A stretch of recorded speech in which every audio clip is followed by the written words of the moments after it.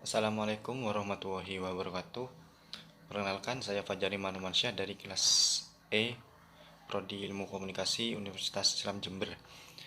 Saya di sini akan membahas tentang kelebihan dan kekurangan negara melakukan pewarganegaraan atau naturalisasi.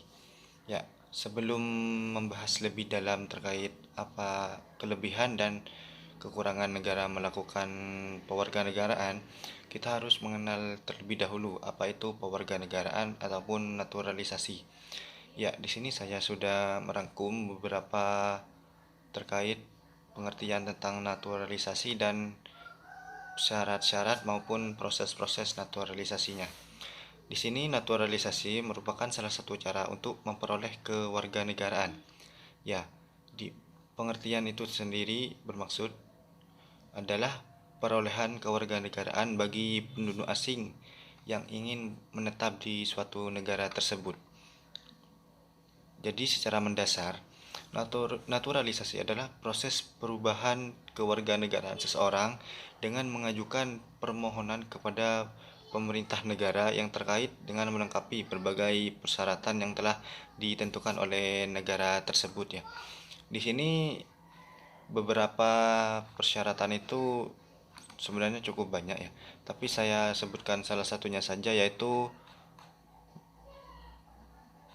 sudah berusia 18 tahun atau sudah menikah ya.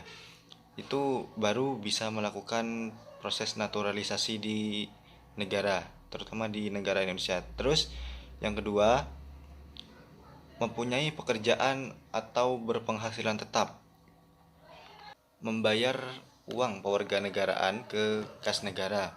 Intinya melakukan naturalisasi itu tidak gratis ya. Ada biaya yang telah ditentukan oleh pemerintah. Terus di sini, jika dengan memperoleh kewarganegaraan Republik Indonesia tidak menjadi kewarganegaraan ganda.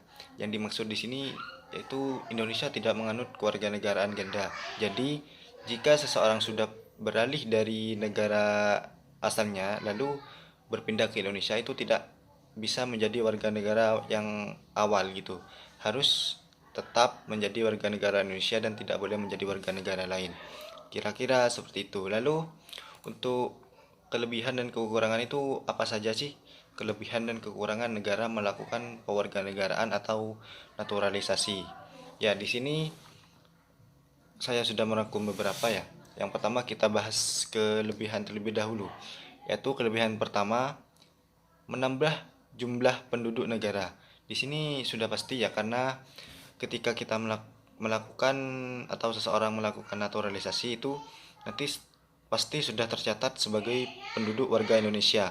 Nah, di mana hal itu nanti akan menambah penduduk di Indonesia ini sendiri. Seperti itu. Terus yang nomor dua, menambah pemasukan kepada negaranya. Ini sudah pasti ya. Karena ketika melakukan naturalisasi pertama kali itu warga tersebut membayar biaya yang telah ditentukan oleh oleh pemerintah, dan juga setelah dia menjadi warga negara Indonesia, dia pasti harus wajib membayar pajak negara ya, pajak bumi. Terus selanjutnya bisa menambah kualitas penduduk jika si warga memiliki bakat atau keahlian khusus ya. Di sini tertera yang dimaksud di situ adalah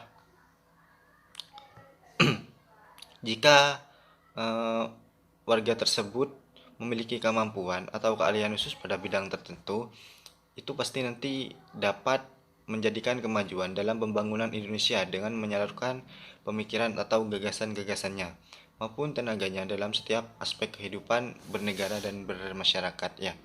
Terus untuk kekurangan itu sendiri, dampak mungkin yang bisa kita lihat jika ada suatu warga negara asing pindah ke Indonesia, itu nanti mungkin bisa jadi dia akan melakukan tindak kriminal atau kejahatan yang ada di Indonesia. Mungkin semisal nanti dia sebelumnya sudah berniat melakukan tindakan jahat di Indonesia, dan yang pastinya kan nanti setelah itu dia akan tinggal di Indonesia dan dia akan membuat kerusuhan atau tindak kriminal lain yang mungkin bisa merugikan negara atau aparat yang lain seperti itu. Mungkin cukup sekian yang bisa saya sampaikan. Bila ada yang salah atau mohon diperbaiki. Wabillahi taufiq wal hidayah. Assalamualaikum warahmatullahi wabarakatuh.